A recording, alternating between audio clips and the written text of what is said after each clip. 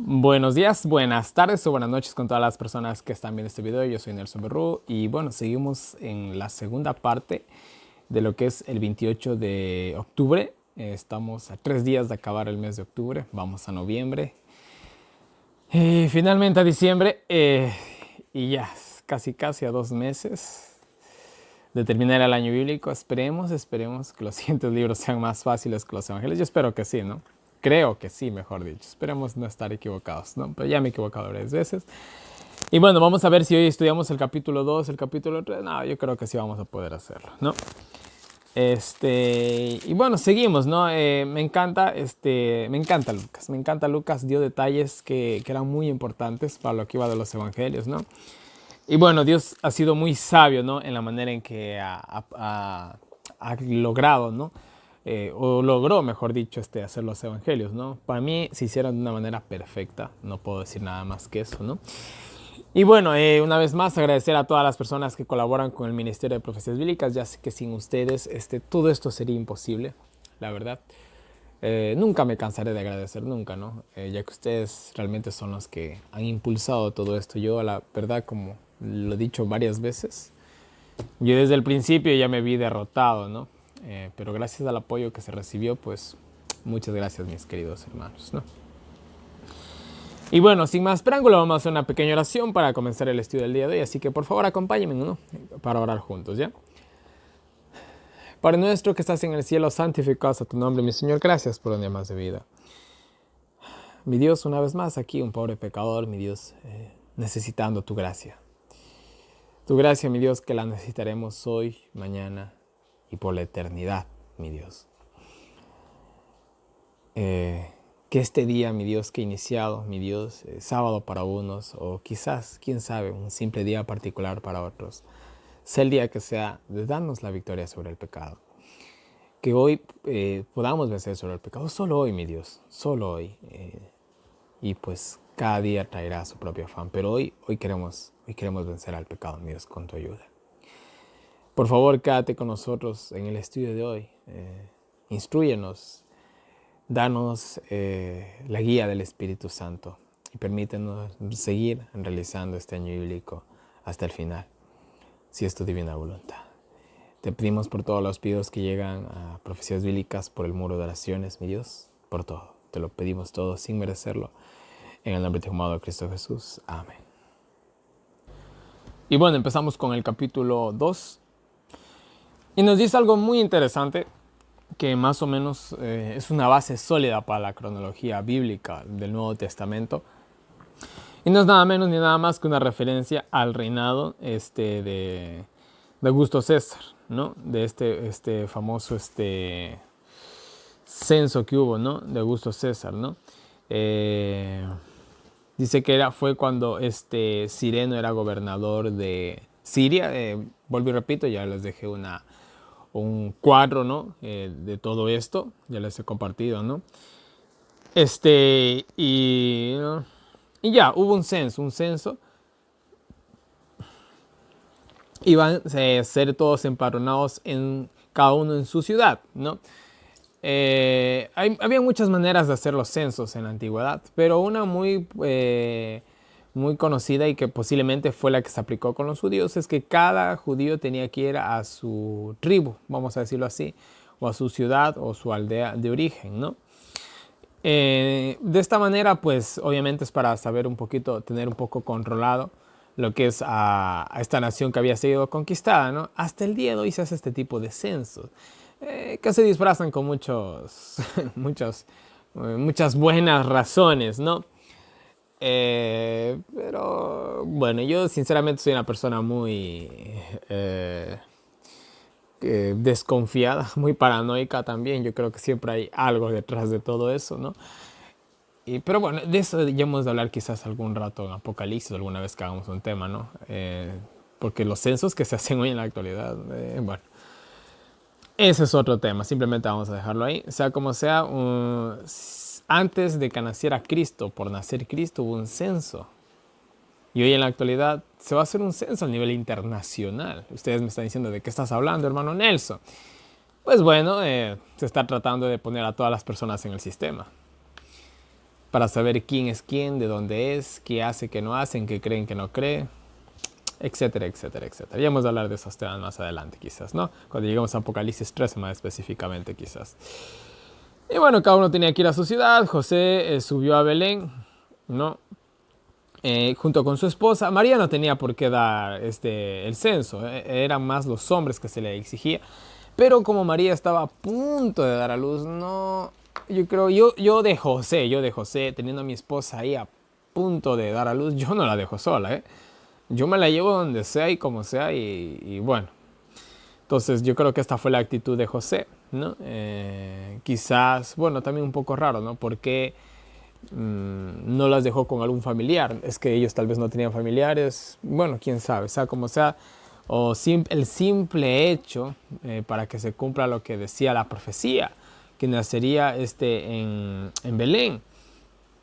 Quizás esa es la opción más probable. Quizás la opción más probable que María o incluso inspirados los dos por el Espíritu Santo se fueron a Belén con el censo y obviamente él se llevó a María. Bueno, sea como sea, llegaron ahí, ¿no? Llegaron a Belén. Y bueno, ya sabemos, dio luz en Belén. En Mateo se dan más detalles de esta historia. Lo dio en un pesebre, etcétera, etcétera. No había lugar para ellos. ¿Por qué? Pues porque todas las posadas o hoteles, como los llamaríamos hoy en la actualidad, ¿no? Estaban a full, estaban repletos por el censo. Entonces muchas personas habían quedado. Ellos tal vez se les hizo un poco tarde. Bueno, quién sabe qué pasó. O sea, como sea, no hubo lugar. Y no hubo nada más que un establo, como lo conoceríamos mejor nosotros, ¿no? Aquí se dice pesebre, ¿no? Y bueno, aquí nos habla de estos pastores. Me encanta la historia de estos pastores, ¿verdad? Primero que nada, dice que estos pastores hacían guardia para vigilar su rebaño, ¿no? Ellos tenían sus grupos de pastores, ¿no? Y pues bueno, cada noche le tocaba un grupo diferente a cada pastor. De esta manera descansaban unos, se desvelaban otros. Me parece una forma muy bonita de cooperar que tiene este tipo de personas. Hoy en la actualidad, en ciertos barrios, comunidades, se hace este tipo de cosas, ¿no? Un vecino hace guardia toda la noche, un vecino una vez al mes, a la semana, no sé, ¿no? Y así el próximo vecino la próxima noche se sabe hacer este tipo de cosas, ¿no? Entonces acá más o menos era lo mismo, solo que con el rebaño, ¿no? De igual manera, los ladrones, las fieras, etcétera, etcétera, ¿no? Así se cuidaban los unos con los otros, ¿no? Pero dice que había un grupito, ¿no? Estaban ellos de noche, primero que nada. Era imposible que esto sea en la fecha que se conoce, como popularmente se conoce que Cristo nació el 25 de diciembre, popularmente, mundanamente.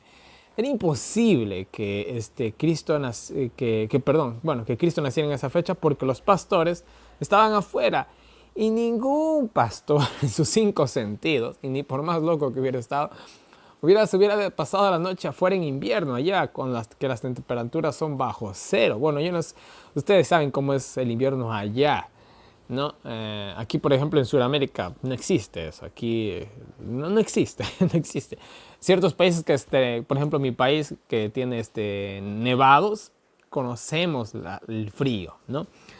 Pero otros no, y la nieve aquí no, ni aquí por ejemplo la nieve no cae, aquí lo que cae a veces es granizo, pero bueno, es solamente en las partes más donde hay nevados. Entonces acá miren, si hubiera sido invierno hubiera sido imposible que los pastores estén afuera, o de igual manera las pobres ovejas estuvieran muertas simplemente. En invierno ya simplemente se coge a los animales y se los encierra en un establo o un pesebre y ahí pues tienen su comida guardada y todo, ¿no? Entonces, lo más posible es que era otoño. ¿Qué fecha de otoño? No se sabe. Octubre, septiembre. La tradición dice que pudo haber sido por octubre. Otros especulan que puede ser el 11 de septiembre, porque es una fecha un poco interesante, ¿no? Siempre acontece uno que otro acontecimiento en esas fechas. Simplemente es especulación, no se puede saber. Sabemos que fue en otoño, ¿en qué mes, fecha exacta? Es un misterio, Dios no lo reveló. Simplemente, y lo que se diga simplemente es especulación, ¿no? Entonces, miren, según el deseo de todas las gentes y según el libro Maranata también que habla de esto, dice que estos pastores no es que estaban ahí viendo las estrellas contando chistes, no. Ellos dicen que justamente estaban hablando del Mesías y la historia que nos relata el deseo de todas las gentes dice que los ángeles vinieron, ¿no? a buscar, ¿no?, a personas para decirles que el rey había nacido, dice, y que no encontraban prácticamente a nadie, ¿no?, que estuvieran hablando del Mesías, o esperándolo, mejor dicho. Ellos de regreso al cielo, dice que se cruzan por el camino de estos pastores y los escuchan hablar. Eran los únicos.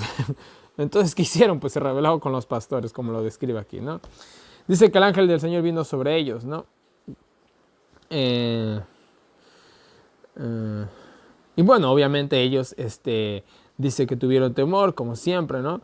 El ángel les dice, no teman, traigo buenas nuevas para todo el pueblo, para todo el mundo, podríamos decirlo también, ¿no? Hoy en la ciudad de David nació un Salvador que es Cristo, ¿no? Y esto será para señal para ustedes, ¿no? Para que sepan que lo que estoy diciendo es verdad, ¿no? Pues lo encontrarán al niño envuelto en pañales, acostado en un pesebre, ¿no? Entonces, miren, los ángeles le dan este aviso a los pastores, que ellos han de haber quedado, pero increíblemente asombrados, ¿no? Justamente están hablando del Mesías y ¡pax! Un ángel les dice, el Mesías ha nacido. ¡Wow! Ya hablamos de esto en la introducción de Mateo y de los evangelios. Pero se sabía que el Mesías estaba por nacer. Incluso algunos pensaban que era Augusto César, ¿no? Entonces era algo que estaba ahí, ¿no? Pero muy pocos realmente estaban muy a la expectativa. Se decía, es como si dice ahorita, sí, Cristo ya viene pronto. Pero ¿cuántos realmente están tratando de llevar una vida, ¿no?, conforme a esa verdad que se anda diciendo? Pregúntale a cualquier adventista, a cualquier cristiano y te dice, sí, Jesús viene pronto, pero mírala cómo es su vida. ¿Qué planes tienen para el futuro?, ¿no? Eso dice todo, mis queridos hermanos. Eso dice absolutamente todo. En fin, ¿no? Y bueno, dice que el ángel se fue,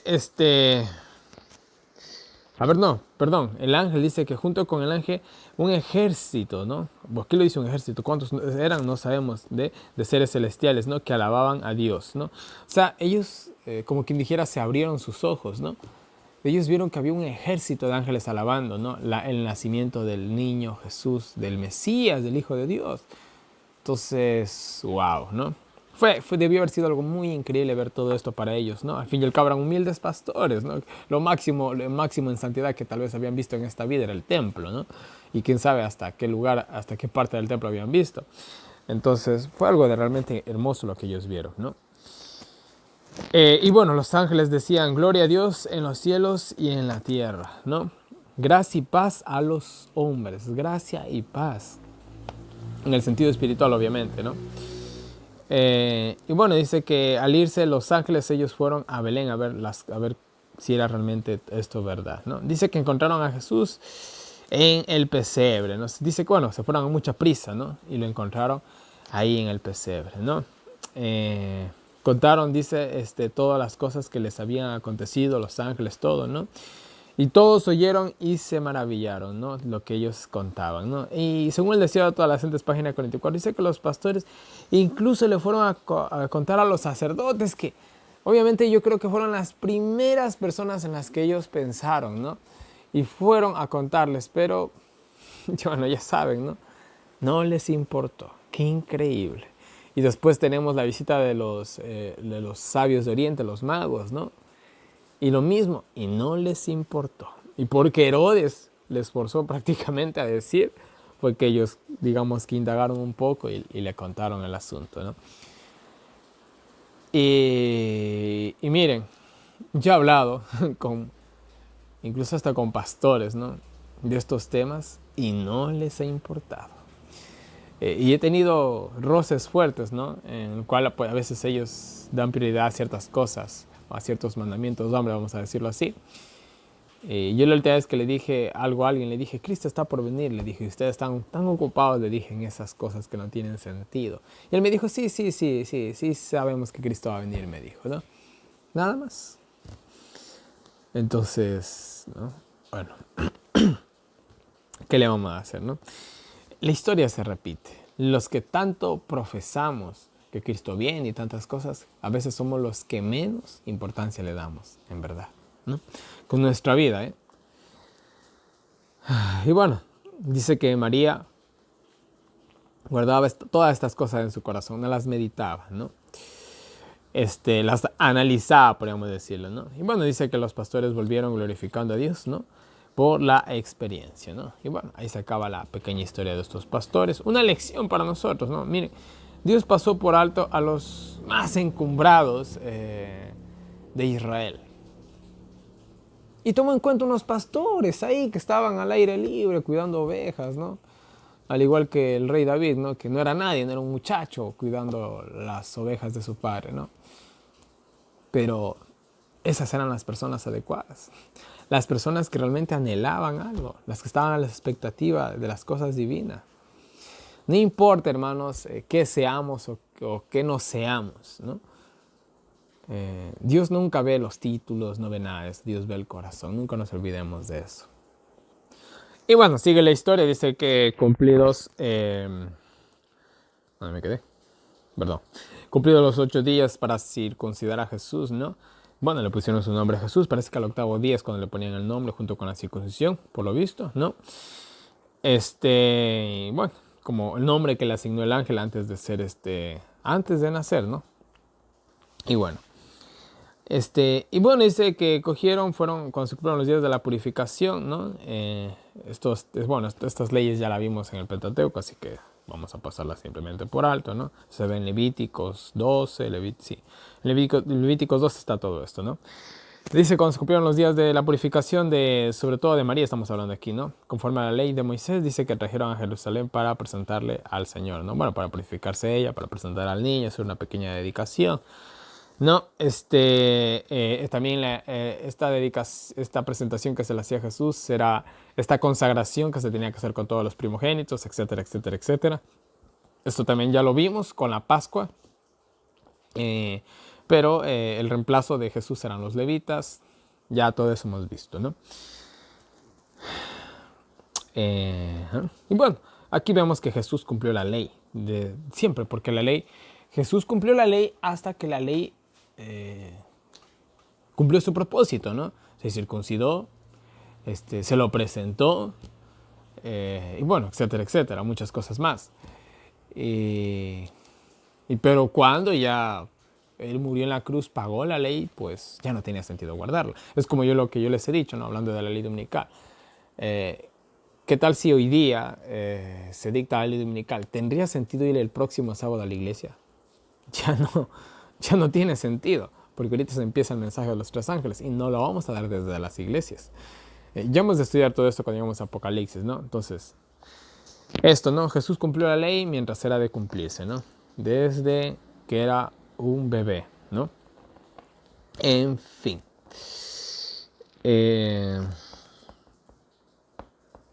bueno, dice que llevaron un par de tórtolas y un par de tórtolas o 2 palominos, ¿no?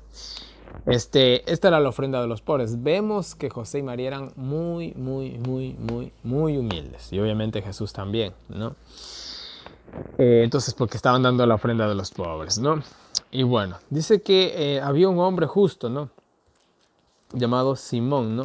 El cual vivía en Jerusalén, ¿no? Y el Espíritu Santo estaba sobre él. Vamos a hablar un poco de este señor que ya tenía una edad también bastante avanzada, ¿no? Dice que el Espíritu Santo le había dicho que no moriría hasta que él viera al Mesías, ¿no? Entonces, imagínense esta emoción, ¿no? De parte de este hombre, ¿no? Podríamos decirlo, ¿no? Usando un lenguaje actual, ¿no? Era un santo el tipo, ¿no? En el buen sentido de la palabra, no cayendo en el verdadero sentido de la palabra santo, ¿no? Ustedes saben a qué me refiero, ¿no? Y era un santo este tipo, ¿no? Entonces dice que vino por el Espíritu Santo, ¿no? Al templo. El Espíritu Santo le dijo, ve al templo y di, en pocas palabras, ¿no? Y cuando los padres se metieron al niño Jesús en el templo para hacerle por él conforme a la costumbre de la ley, no se dice cómo, pero bueno, lo reconoció. Dice que lo tomó en sus brazos, ¿no? Y bendijo a Dios, ¿no? Imagínense la emoción de él, ¿no? De este hombre, de este abuelito, ¿no? Porque era un abuelito, ¿no? Tener al Mesías en sus brazos, wow. Yo no me imagino tal vez una emoción más fuerte que esa, ¿no?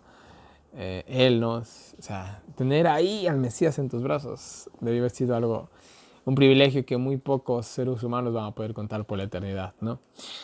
Entonces, miren, y él, pues bueno, lo bendijo a Dios, ¿no? Señor, dice, ahora dice, puedo morir en paz, ¿no? Como has dicho, mis ojos han visto tu salvación que has preparado a todos, ¿no? Entonces, miren, puedo morir en paz, ahora estoy en paz, ¿no? Entonces, miren, yo les hago una pregunta a ustedes, ¿no? ¿Cuántos de nosotros moriríamos hoy en paz? Ah, ya. Hay muchas cosas que tenemos que hacer, ¿verdad? Entonces, ¿moriríamos hoy en paz? No, no lo hiciéramos, no nos engañemos, ¿no? O no sé, ¿no? Quizás algunos, si es así, pues amén por esa persona. Pero hay tantas cosas que hacer, ¿no? Y este hombre, uno sabe cuándo se siente en paz, cuando uno está bien con Dios. Y uno dice, bueno, ya está, ¿no? Y si Dios decide llevar a uno en ese instante, pues bueno, ¿qué se le va a hacer, no? Yo estoy a cuentas con Dios, etcétera, etcétera. Entonces, estemos en paz. Este hombre, esto era lo que faltaba, ver al Salvador. Tenía ese anhelo, ¿no? Dios le concibió y ahora sí, Señor, puedo irme en paz, ¿no? Y bueno,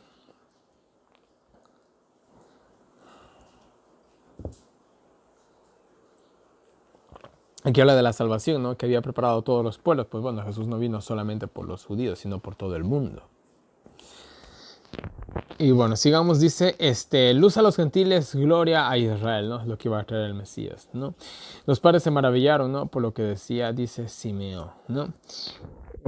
Dice que bendijo a los padres, ¿no? Los felicitó, también podemos decirlo así, ¿no? A María le dijo el niño, será para caída y levantamiento de Israel, ¿no? Me encanta esta frase, para caída y levantamiento. ¿Para caída de quién? De los altivos. ¿Levantamiento de quién? De los humildes, ¿no? Y bueno, eso ya lo vimos en todo su ministerio, ¿no? De Israel, ¿no?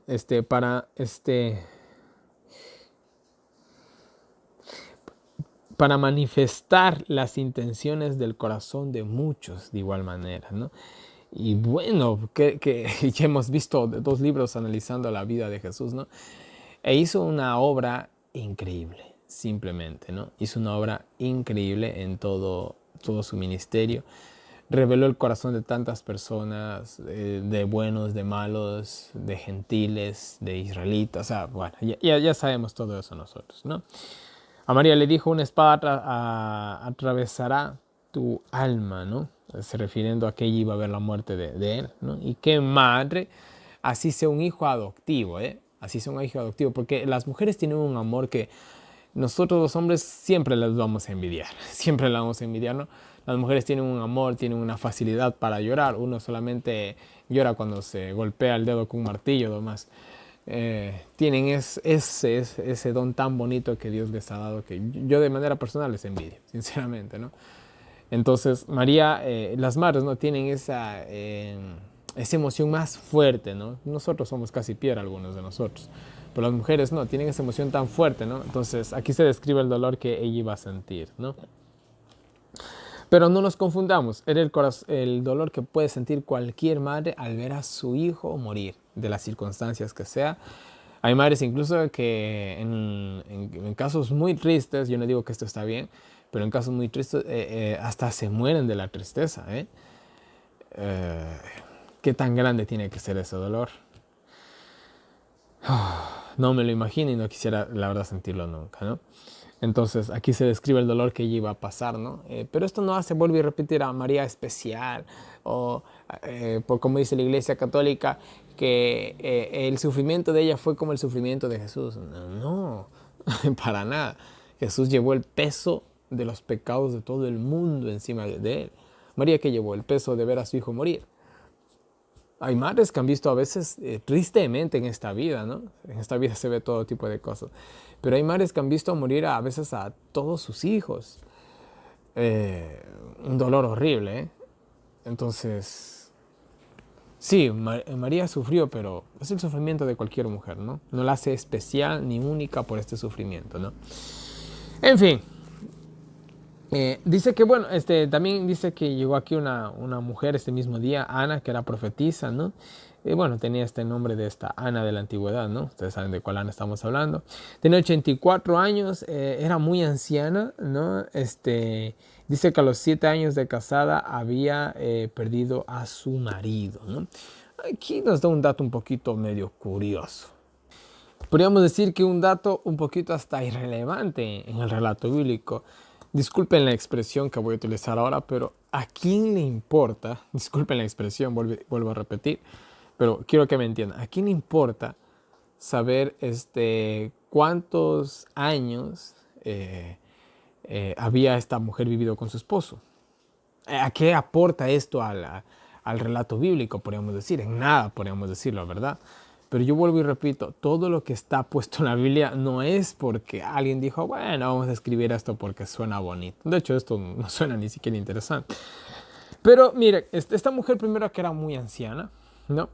Dice que solamente ha vivido 7 años con su esposo y después de haber perdido a su esposo después de 7 años de casada, esta mujer se dedica completamente a Dios. ¿A qué les recuerda esto? Una mujer que por 7 años está con un marido, vamos a decirlo así, un marido mundano, vamos a decirlo así, no estoy diciendo que el esposo de ella haya sido así, vamos a ponerlo así para que ustedes me entiendan, un marido mundano, ¿no? Y después de la muerte de que este mundano, de este mal hombre, podríamos decir por último, desaparece la vida de ella, ella puede dedicarse a Dios. ¿A qué les recuerda esto? ¿Al plan de la salvación? ¿No les recuerda esto acaso? Ah, interesante, ¿no? Entonces en la Biblia nada está puesto al azar, ¿no? Entonces, disculpen la expresión que usé, pero era para que me entiendan un poquito, ¿no? Entonces, aquí simplemente, ¿no? Podríamos decir que es una dedicación, ¿no? De la iglesia. Y aquí una vez más en miniaturísima el plan de la salvación, ¿no? Yo lo veo así, es lo que veo. No estoy diciendo que esto sea exactamente así. Puede haber otra interpretación. Oye, la puede haber, ¿no? Yo no soy toda la sabiduría del mundo. Simplemente es lo que apercibo y les comparto, nada más, ¿no? Y bueno, sigamos, ¿no? Y dice, 84 años de edad, 84 años desde que había perdido su marido, no sabemos, pero de que mínimo tenía 84 años, ¿no? Y bueno, dice que no se iba del templo, ¿no? Sino que día y noche, dice, ayunaba y oraba a Dios. Bueno, yo me imagino que ciertos días de ayuno, ciertos días de oración, ¿no? No es que tampoco la mujer no comía nunca, ¿no? No se iba del templo porque no se sabe si en el templo había alguna especie, ¿no? De departamento para mantener a ciertas mujeres dedicadas al servicio de Dios. No se sabe si existía eso. Probablemente no. Entonces lo más seguro es que era alguien que por ahí vivía, ¿no? Que tenía por ahí, podemos decir, una buena herencia de parte de su esposo. Eso le permitía subsistir por su propia cuenta y dedicarse a Dios. Puede ser, es el mejor de los casos, no lo sabemos, ¿no? Y dice que en ese mismo día, dice, llegó y hablaba, dice, del niño, ¿no? A todos los que esperaban la salvación. Entonces esta mujer, a todo el mundo comenzó a hablar de Jesús, ¿no? Unos creyeron, otros no, la tomaron como loca, quién sabe, ¿no? Pero bueno. Y miren, interesante, esta mujer comienza a hablar a todo el mundo de Jesús. ¿Eso no van a ser los salvos por la eternidad? Hablar de Jesús toda la eternidad. Bueno, en fin. Y bueno, dice que al cumplir todo el rito de la purificación, dice que volvieron a Nazaret, simplemente volvieron a su casa los padres de Jesús, ¿no? El niño crecía y se fortalecía en espíritu, ¿no? Era sabio, ¿no? Y la gracia o favor, también podemos decir, de Dios estaba con él, ¿no? Sus padres, dice, cada año, dice, iban a Jerusalén por la Pascua, ¿no? Y cuando Jesús cumplió 12 años, o podemos decir 13 años también, ¿no? Se lo llevaron. A esta edad ya los niños, esto ya vimos en la cultura judía, en el Pentateuco, que incluso a los niños cuando son pequeños se les enseña a trabajar, algo loable, algo espectacular, ¿no? Es como, por ejemplo, miren, cuando ustedes se van a un centro de drogadictos o a una correccional de menores o algún albergue de mujeres abandonadas, no sé, alguno de estos lugares. Muchas de las personas que están ahí, que son víctimas o simplemente que tomaron malas decisiones en su vida, ¿no? A estas personas no solamente se les da un techo y se les da comida, se les enseña a subsistir por ellos mismos, ¿no? Perfecto. Si tú coges a un delincuente, ¿no? Lo encierras por 5 años en una cárcel y después de los 5 años lo sueltas a la calle, ¿en qué le ayudaste a ese tipo? No le ayudaste en nada. El tipo entró y como entró tal vez salió hasta peor, ¿no? Entonces la sociedad debería, ¿no? de realmente de cultivar este tipo de cosas, de ayudar, no solamente darles como hay un dicho muy sabio, ¿no? Si le das un pescado a un hombre, él comerá un día, pero si lo enseñas a pescar, comerá toda su vida. Entonces, a los niños me encanta la cultura oriental, la cultura judía. Desde muy pequeños se los ponía incluso a cuidar el rebaño desde la edad de 5 o 6 años, ¿no? Esto no es explotación infantil, se llama responsabilidades, ¿no? A mí me enseñaron a trabajar desde esa edad y hasta el día de hoy trabajo, día que no trabajo, día que me enfermo. O sea, uno se enseña a estar ocupado, es lo que trato de decir.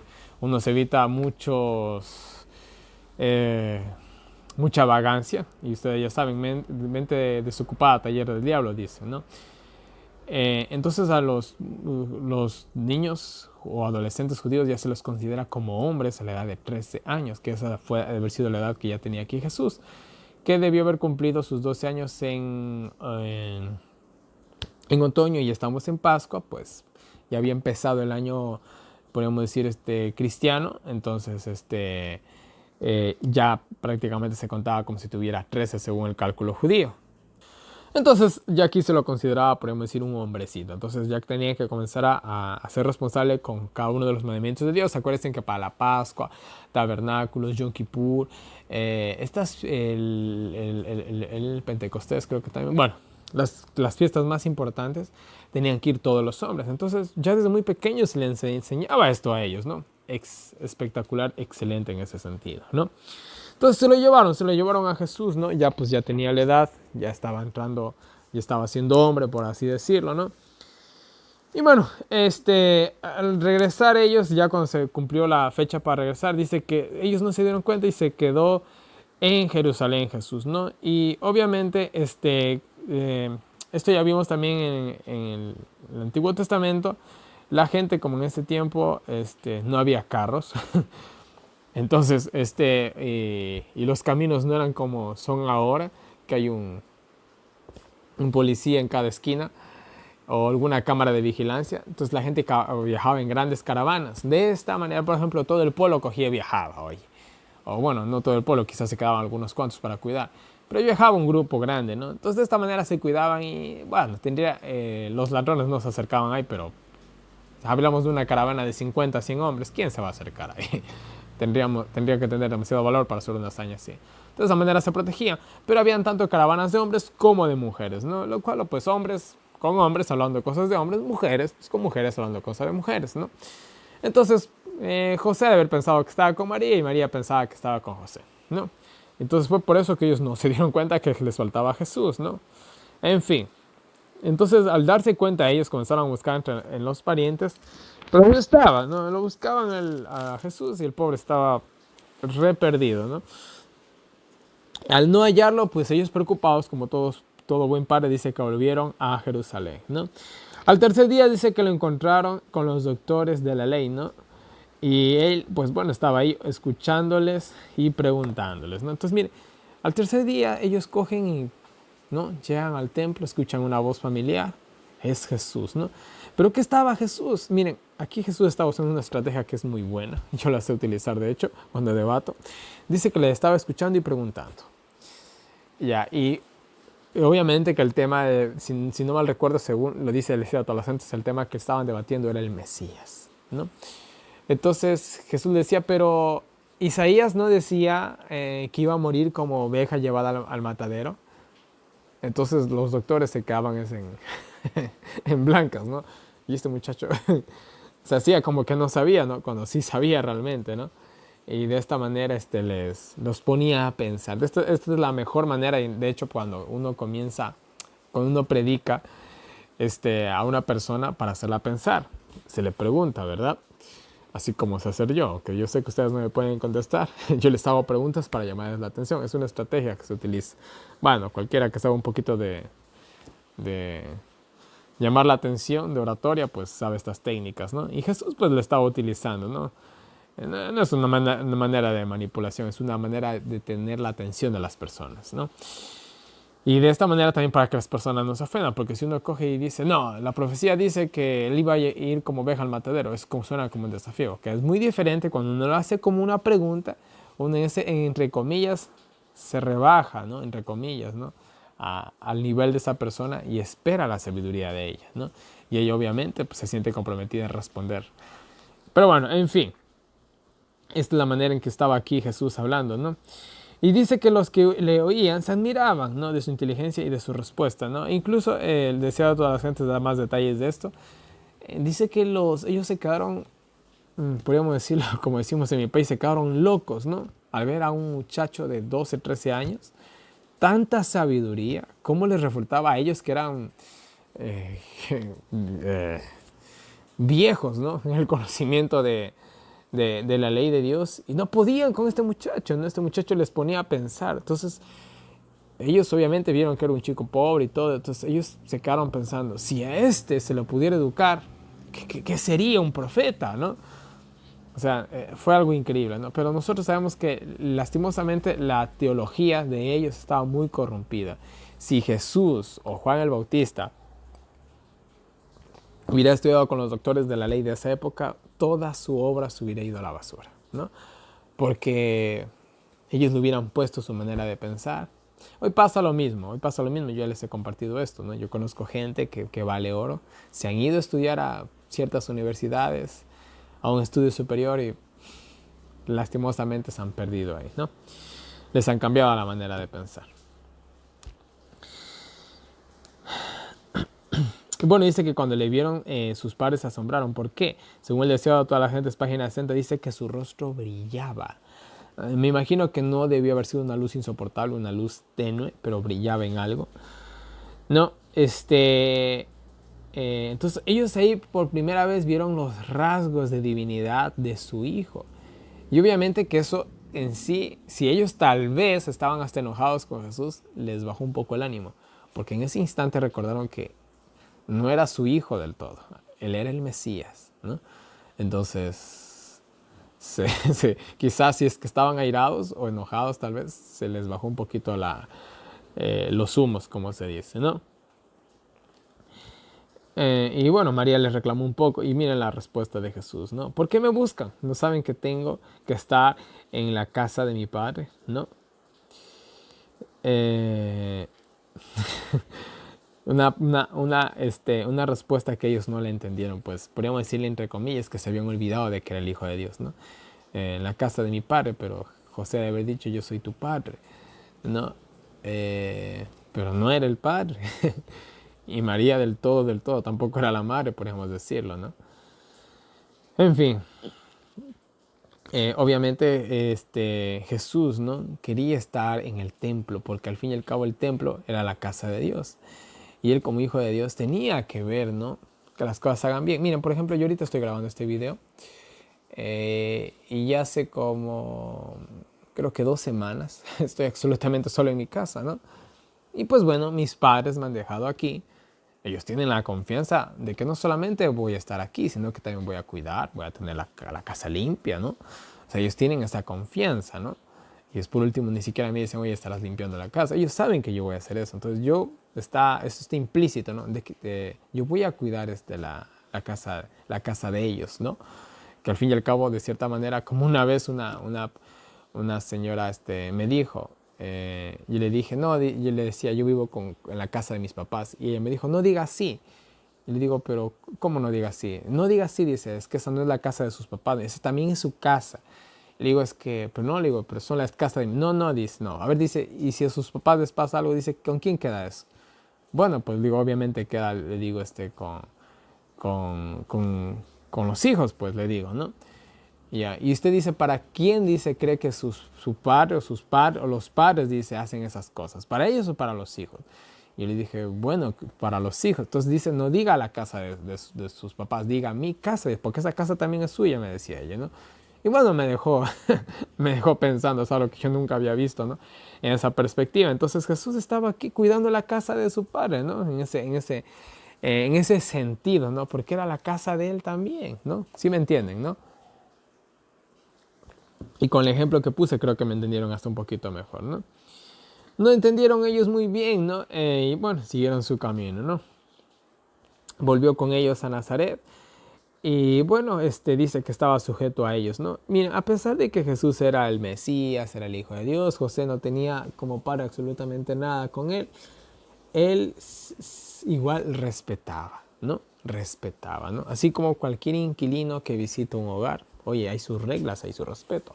Si yo voy a una casa, ¿no? Digamos que me invitan a predicar a cierto lugar, ¿no? Y en esa casa hay la regla que a las 8 de la noche, ¿no? Aquí, bueno, yo estoy acostumbrado, en mi país el sol se oculta a las 6:30. Yo estoy acostumbrado a dormir a 9, 10 de la noche, a veces hasta un poquito más tarde.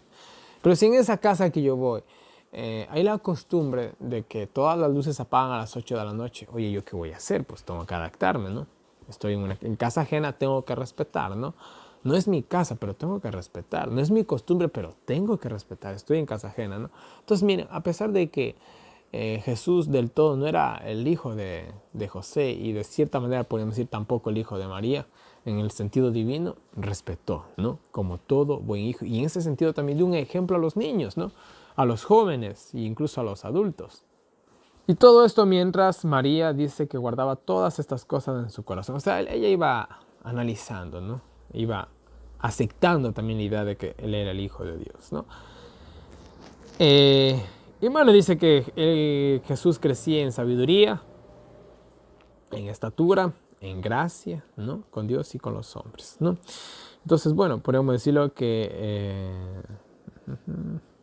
miren, deseo a todas las gentes, página 51. Dice una nota ahí, dice, todo niño puede aprender de Jesús, ¿no? ¿Por qué todo niño puede aprender de Jesús? Porque Jesús fue como todo niño, ¿no? Nunca pecó, lo sabemos, ¿no? Pero miren, aquí podemos también hacer nosotros un énfasis muy interesante acerca de los padres, ¿no? Esto ya lo vimos en el video pasado, si no mal recuerdo, ¿no? Si no mal recuerdo, disculpen. Pero miren, bueno, y si no, lo repito de nuevo, ¿no? Podemos, ¿no? Ahora sí me involucro yo, porque algún día quizás, si Dios lo permita, sea padre, ¿no? Podemos tener hijos increíbles si nosotros somos increíbles, ¿no? Podemos tener hijos espirituales si nosotros somos espirituales. Yo puse el ejemplo en el video pasado. Yo soy vegetariano. ¿Ustedes qué creen que va a ser mi hijo? Díganme ustedes. Vamos, ¿qué creen que va a ser mi hijo? Carnívoro. Mi hijo va a ser vegetariano.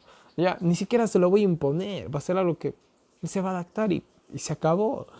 ¿Sí me entiende? Ya, entonces, si yo soy espiritual, ¿cómo creen que va a ser mi hijo? Ah, ya, va a ser espiritual. Si yo hago videos, ¿qué se espera de mi hijo? Bueno, que quizás algún día, ¿no? Hablando de un caso hipotético de que Cristo se tarde mucho tiempo en venir, lo dudo mucho, pero bueno. Ustedes se van a esperar también qué cosa, que mi hijo también algún día haga videos o haga algo, ¿no? Esa es la idea, ¿no? Entonces miren, volviendo a Jesús, ¿no? Me estoy saliendo un poquito del tema, yo siempre hablando demasiado. Todo niño puede aprender de Jesús porque él fue como cualquier niño, ¿no? Podemos aprender de él, ¿no? Y podemos tener hijos como Jesús si nosotros somos como lo fue María y José. Y sacando un poquito también el caso de Zacarías y de Elizabeth, personas excelsas, ¿no? En el sentido espiritual. ¿Podemos lograrlo? Se puede hacer, mis queridos hermanos. Se puede, realmente se puede hacer, ¿no?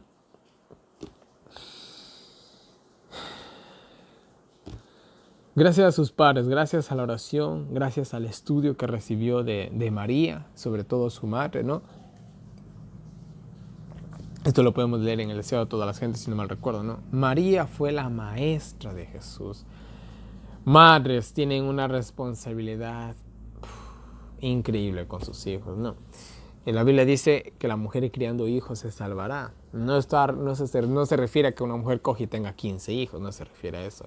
Una mujer puede tener un solo hijo, ¿no? Pero si ese hijo le instruye bien, señores, se ha ganado el cielo, ¿no? Porque fue la madre, ¿no? En ese sentido, ¿no? Y bueno, crecía físicamente, espiritualmente, ganaba el favor de Dios y de la gente. O sea, la gente también, la manera de ser de Jesús, pues debió haber sido muy atractiva en el sentido espiritual, emocional y todo, ¿no?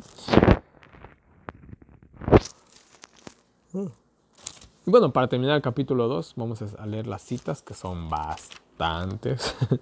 Bueno, ya nos tocó leer, ¿no? Vamos a leer las citas que son bastantes. Y la primera cita dice, fortalecido para soportar una luz mayor. Vamos a ver qué nos dice. Suena interesante el título. Los cielos se iluminan súbitamente con un brillo que alarma a los pastores. Vamos a hablar de los pastores, vamos a hablar.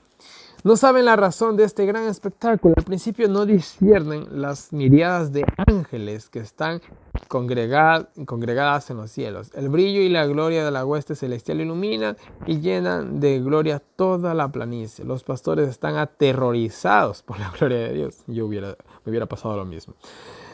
Pero el ángel que preside a las huestes aquieta sus temores revelándoseles y diciendo, no temáis, ¿no? Wow, o sea, imagínense en ese espectáculo que vieron estos pobres hombres, ¿no? Por un lado terrorífico, ¿no? Pero por otro lado, cuando ya el ángel les habló y les calmó, pues qué hermoso debía haber sido ver eso, ¿no? Continúa la cita, dice, cuando sus temores se alejan, el gozo ocupa el lugar del asombro y del terror, ¿no? Ahí estaba lo que les decía.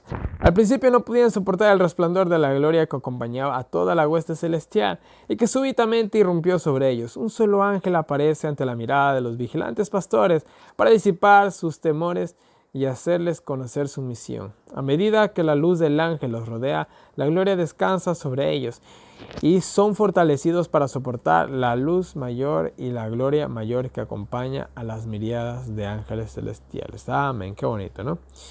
Qué bonito el privilegio de estos pastores. Algún día esperemos conocerlos en el cielo. Siguiente cita, Satanás lleno de furia. Vamos a ver, Satanás siempre ahí metido, ¿no? Pero bueno. Los mensajeros celestiales despertaron toda la furia de la sinagoga de Satanás. Este seguía los pasos de quienes cuidaban al niño Jesús. Oyó la profecía de Simeón en los atrios del templo.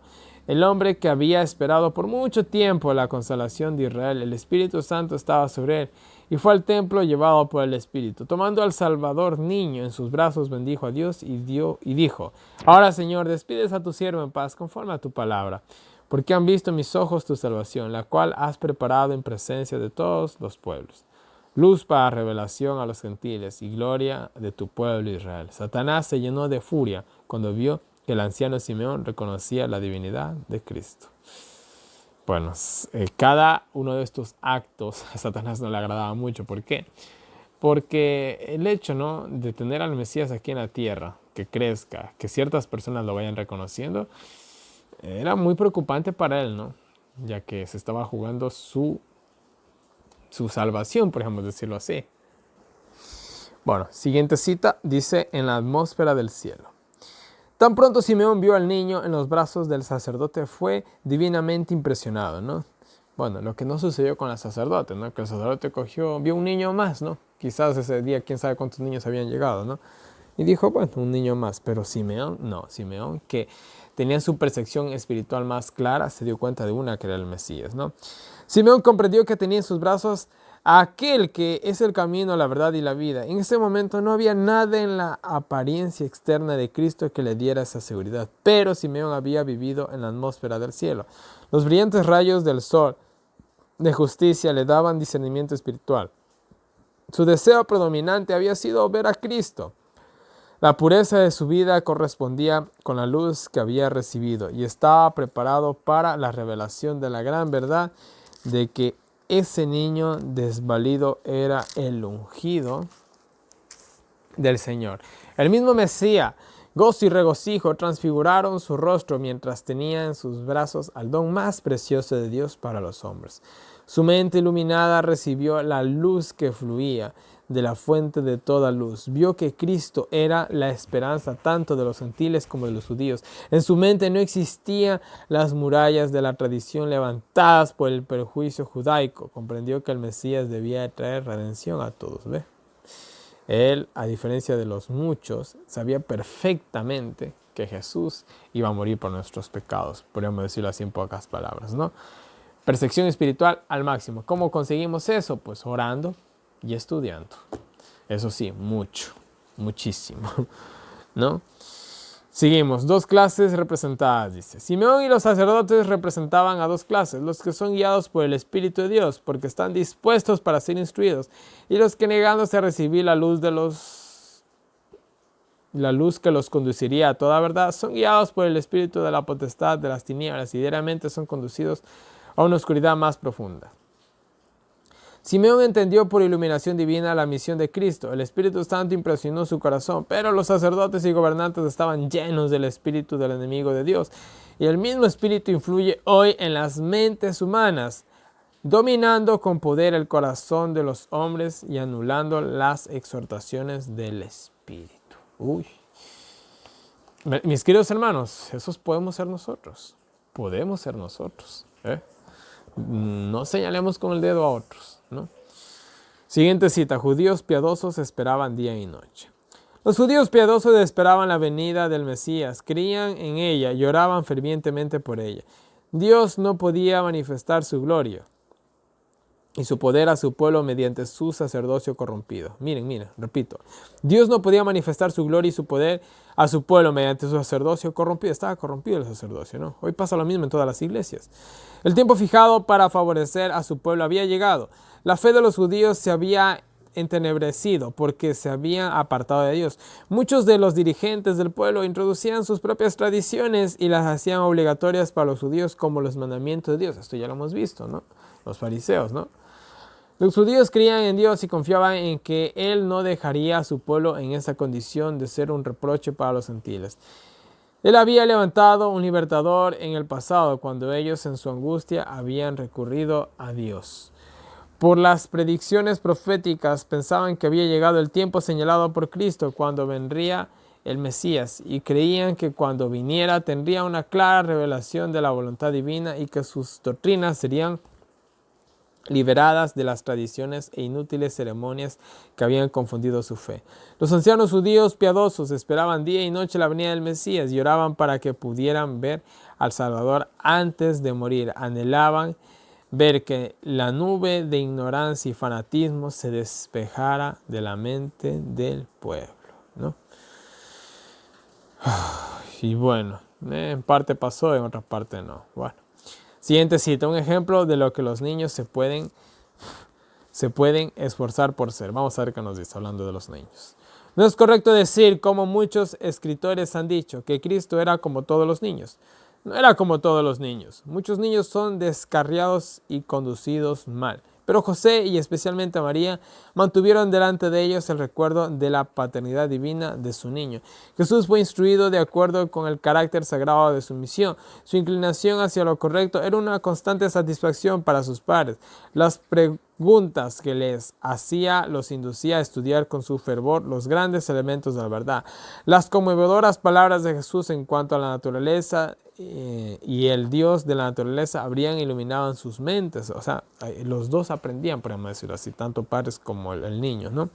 La mirada del Hijo de Dios con frecuencia se detenía sobre las rocas y las colinas alrededor de su hogar. Estaba familiarizado con las cosas de la naturaleza. Veía el sol en los cielos y la luna y las estrellas que cumplían su misión.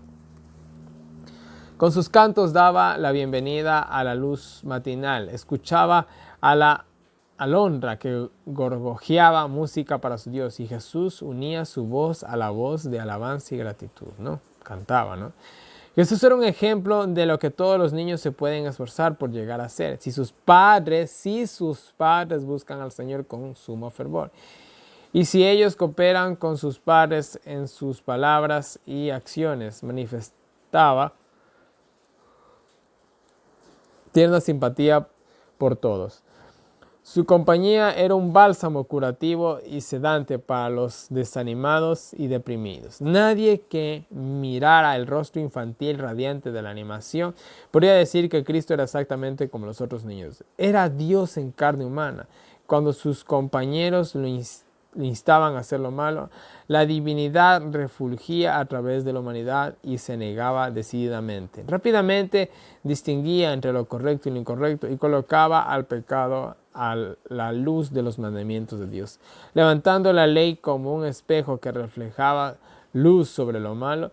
Ese agudo discernimiento entre lo correcto y lo erróneo era lo que frecuentemente provocaba la ira de los hermanos de Cristo. Sin embargo, las exhortaciones y súplicas de él y el dolor expresado en su semblante revelaban un amor tan tierno y ferviente por ellos que se avergonzaban de haberlo tentado a desviarse de su estricto sentido de justicia y lealtad. Hasta para sus hermanos fue un ejemplo a seguir, podríamos decirlo en pocas palabras, ¿no? Bueno, siguiente cita. Desarrollo en conocimiento y servicio. Aunque crecía en conocimiento y la gracia de Dios estaba sobre él, sin embargo, no se dejaba envanecer por el orgullo, ni creía que era superior para hacer la tarea más humilde. Aceptaba su parte de la carga junto con su padre, su madre y hermanos. Trabajaba arduamente para mantener a la familia y participaba del trabajo para cubrir los gastos del hogar. Miren, era muy trabajador, ¿eh? Aunque su sabiduría había admirado a los doctores, sin embargo, se sometía humildemente a sus tutores humanos. Llevaba su parte a las cargas de la familia y trabajaba con sus manos como habían trabajado cualquier obrero. Se dice de Jesús que a medida que avanzaba en años, crecía en sabiduría y en estatura y en gracia para con Dios y los hombres. El conocimiento que cada día adquiría de su maravillosa misión no lo descalificaba para no hacer los deberes más humildes. Gozosamente admitía obra que recae sobre los jóvenes que viven en hogares humildes acosados por la pobreza, ¿no? Y claro, cuando yo, gracias a Dios, por ejemplo, cuando éramos niños éramos bastante pobres, ¿no? Y bueno, esas cositas a uno le forjan el carácter, ¿no? Y te hacen humilde. Si te toca dormir en el suelo, pues sobre una esterita y una colchita, pues lo haces, ¿no? Si te toca trabajar en el trabajo más humilde, lo haces, no tienes este perjuicio, ¿no? Entonces, la pobreza, es triste la pobreza, ¿no? Pero también es una bendición, ¿no? Ya que te forja el carácter, forja la actitud, ¿no? Bueno, en fin. El conocimiento, perdón, comprendía las tentaciones de los niños, pues llevaba los pesares y pruebas de ellos. Su propósito de hacer lo correcto era firme e inmutable. Aunque era tentado para hacer el mal, se negaba a apartarse ni por una sola vez de la verdad y rectitud más estrictas. Mantenía una perfecta obediencia filial, pero su vida intachable despertaba la envidia y los celos de sus hermanos. Su niñez y juventud estuvieron lejos de ser apacibles y felices. Sus hermanos no creían en él y se sentían molestos porque no procedía como ellos en todas las cosas ni se unía a ellos para participar en el mal. Era alegre en su vida hogareña, pero nunca travieso. Siempre estaba dispuesto a aprender. Se deleitaba mucho en la naturaleza y Dios era su maestro. Amén, ¿no? Bueno, que así sean nuestros hijos, ¿no? Siguiente cita dice, la luz y el gozo de la familia. Cristo es el ideal para toda la humanidad. Ha dejado un perfecto ejemplo para la niñez, la juventud y la edad viril, o sea, la edad adulta. Vino a esta tierra y pasó por las diversas etapas de la vida humana. Hablaba y actuaba como los otros niños y jóvenes, con las excepciones de que no hacía lo malo. El pecado no encontró lugar en su vida, siempre vivía en una atmósfera de pureza celestial. Desde la niñez hasta la edad viril mantuvo inmaculada su confianza en Dios. La palabra dice, él crecía en sabiduría y en estatura y en gracia para con Dios y los hombres. Jesús recibía su educación en el santuario del hogar, no solo de sus padres, sino de su Padre Celestial. A medida que crecía, Dios demostraba más y más la gran obra que estaba delante de él. Pero a pesar de todo, ese conocimiento no hacía alarde de su superioridad, nunca causó pena o preocupación a sus padres faltándoles el respeto. Se deleitaba en honrarles y obedecerles, aunque no ignoraba su gran misión, consultaba los deseos de ellos y se sometía a su autoridad. Cristo había sido el comandante de las huestes angélicas, pero ese no fue motivo para que evadiera el trabajo, dejando que sus padres lo sostuvieran mientras todavía era bastante joven. Aprendió un oficio y fielmente cumplía sus deberes diarios, contribuyendo al sostén de la familia. Cristo era la luz y el gozo del círculo familiar. Amén. Padres, enseñemos así a nuestros hijos, Enseñemos así a nuestros hijos, ¿no? Bueno, vamos con la siguiente cita. Nos dice, no debe perderse ninguna lección. Ningún acto de la vida de Cristo era insignificante. Cada suceso de su vida era para el beneficio de sus seguidores. La circunstancia de que Cristo se hubiera quedado en Jerusalén enseña una importante lección a los que crean en Él. Jesús conocía los corazones, sabía que había camaradería cuando regresara la multitud de Jerusalén. Se comentarían muchas cosas y se conversaría mucho, pero faltaría la humildad y la gracia, y se olvidarían casi del todo del Mesías y de su misión. Decidió regresar a Jerusalén únicamente con sus padres, pues sus padres y madres, estando solos, tendrían más tiempo para reflexionar y para meditar en las profecías. Se refería a sus sufrimientos futuros y a su muerte, que se referían a sus sufrimientos futuros y a su muerte. No, vean, esto no me la sabía, ¿eh? Lo hizo intencionalmente para apartar a sus padres de la caravana y de esta manera entre ellos y tener una plática más amena. Porque al fin y al cabo, ¿no? Tú puedes ser un grupo de cristianos, pero si tú te juntas con hombres, hablas cosas de hombres. Y si te juntas con mujeres, o las mujeres obviamente, ¿no? Hablas cosas de mujeres, ¿no? Entonces se pierde, ¿no? Está bien, no hablas cosas malas, ¿no? Pero hablas cosas seculares simplemente, ¿no? No es pecado hablar cosas seculares, ¿no? Pero se hubiera perdido, ¿no? El enriquecimiento espiritual, ¿no? Que se hubiera podido adquirir en ese día y de lo que se había aprendido en esos días. Entonces, esto que hizo Jesús fue con una segunda intención, ¿no? Esta no me la sabía yo, la verdad. No quería que los penosos acontecimientos... ay, me perdí. ¿Dónde me quedé?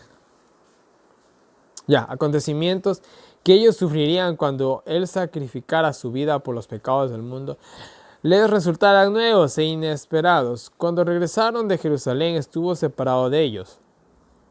Después de la celebración de la Pascua, lo buscaron afligido durante 3 días. Cuando Él fuera muerto por los pecados del mundo, estaría separado de ellos, perdido para ellos durante 3 días, ¿no? Pero se les revelaría después de eso y lo encontrarían y su fe se apoyaría en Él como el Redentor de la raza caída, su abogado ante el Padre. Bueno, aquí se habla en plural ellos. Hasta donde se cree, José no estaba vivo cuando Jesús ya empezó su ministerio. Entonces, bueno, no sé. Quién sabe al fin y al cabo. Un misterio más. Seguimos, dice. Aquí hay una lección para instruir a todos los seguidores de Cristo. Él quiere que no se pierda ninguna de estas lecciones, sino que sean escritas para el beneficio de las futuras generaciones. Cuando los cristianos se reúnen, es necesario que cuiden sus palabras y acciones. Ojo a esto, ¿no? Vamos a repetir. Cuando los cristianos se reúnen, es necesario que cuiden sus palabras y acciones para que Jesús no los olvide y ellos pasen de largo sin darse cuenta de que Jesús no está con ellos. Cuando comprenden su condición, descubren que han viajado sin la presencia de aquel que podría proporcionar paz y gozo a sus corazones, ¿no? Bueno, prácticamente lo que le pasó a José María, solo con un sentido literal.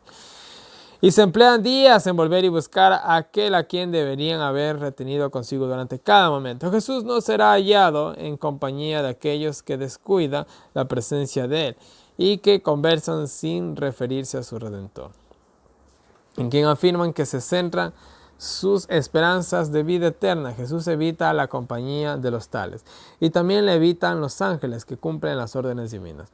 Estos mensajeros celestiales no son atraídos por la multitud donde la mente se aparta de las cosas celestiales. Estos espíritus santos y puros no pueden permanecer con los que no desean ni invitan la presencia de Jesús, ni se dan cuenta de su ausencia. Por eso existen gran aflicción, a pesar y desánimo, por falta de meditación, vigilancia y oración.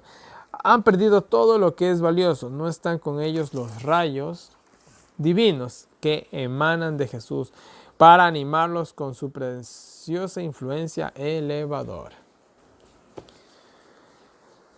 Están rodeados de la lobreguez, porque su espíritu descuidado y irreverente han separado a Jesús de su compañía y han ahuyentado de ellos a los ángeles ministradores. Muchos que asisten a reuniones religiosas y han sido instruidos por los siervos de Dios y han sido grandemente edificados y bendecidos al buscar a Jesús han regresado a sus hogares sin ser mejores que cuando salieron, porque no sintieron la importancia de velar y orar mientras regresaban a sus hogares. Interesante, ¿eh? A ver, tuvimos un encuentro espiritual, etcétera, etcétera. Pero al regresar a nuestras casas venimos hablando de cosas seculares, que no es pecado hablar tal vez de política, del trabajo, ¿no? Cosas, ¿no? Eso no es pecado, pero es una pérdida espiritual. ¿Sí me entienden? Bueno. Con frecuencia se sienten inclinados a quejarse de otros porque se dan cuenta de su pérdida. Algunos murmuran contra Dios y no se reprochan a sí mismos por ser la causa de sus propias tinieblas y sufrimientos mentales. Estos no debieran desprestigiar a otros, la falta está en ellos mismos. Conversaron y bromearon y con sus palabras alejaron al huésped celestial. Solo ellos son culpables, todos tienen el privilegio de retener a Jesús, todos tienen el privilegio de retener a Jesús consigo. Si hacen esto, sus palabras deben ser escogidas y sazonadas con gracia. Los pensamientos de su corazón deben ser disciplinados para que mediten en las cosas celestiales y divinas. O sea, siempre que tengamos una reunión espiritual, automáticamente después tratemos de hablar, ¿no? De lo que hemos estudiado, ¿no? Para no perder la presencia de Cristo, ¿no? Y bueno, penúltima cita nos dice un modelo de cortesía, dice. Después de que José y María lo buscaron durante 3 días, lo encontraron en el atrio del templo, sentado en medio de los doctores de la ley, oyéndoles y preguntándoles. Y todos los que oían se maravillaban de su inteligencia y de sus respuestas. Hacía preguntas con una gracia que encantaba a esos eruditos. Era un modelo perfecto para toda la juventud. Siempre manifestó reverencia, creo que dice aquí. Sí, reverencia y respeto por los mayores. La religión de Jesús nunca hará que un niño sea rudo y descortés. Bueno, eso a mí sí me falta. Yo soy bastante rudo a veces, lo reconozco. Y la última cita nos dice un ministerio constante. Cristo no comenzó su ministerio público sino hasta 18 años después de esto, pero constantemente estuvo ayudando a otros aprovechando cada oportunidad que se le ofrecía. Aún en su niñez hablaba palabras de consuelo y ternura a jóvenes y viejos. Su madre no podía menos que advertir sus palabras, su espíritu, su obediencia voluntaria a todos los requerimientos de ella, ¿no? Y bueno, mis queridos hermanos, estas han sido las citas del capítulo 2. Y bueno, vamos a dejar el video hasta aquí. La verdad sí podríamos continuar con el capítulo 3, pero la verdad, bueno, para mí es un poquito de noche y ya me dio un poquito de cansancio. No quiero grabar cansado ni con la mitad de mi capacidad del capítulo 3. Quiero que, así, bueno, si yo tengo que hacer 3 partes de este día, no importa. Lo importante es hacerlo bien, ¿no? Y bueno, una vez más en pantalla tienen toda mi información de contacto para todas las personas que me quieran agregar al WhatsApp, para recibir los enlaces del año bíblico, los audios del año bíblico, preguntas, sugerencias, correcciones, cualquier cosita, vamos a llegar por ahí. No se olviden de descargarse los diagramas, están súper buenos. No sé si voy a subir más, creo que ya, ¿no? Pero bueno, si por ahí toca subir alguna información extra, pues lo haremos, ¿no? Y de igual manera, ahí tienen las diferentes maneras en las que me pueden colaborar. PayPal por el momento no lo tengo habilitado, pero hay otras maneras en las que me pueden ayudar. Muchas gracias de todo corazón, mis queridos hermanos. No saben cuánto me ayuda. Y bueno, no les canso más. Que Dios nos bendiga con nosotros, nos ayude a seguir adelante y nos vemos el día de mañana con un nuevo video.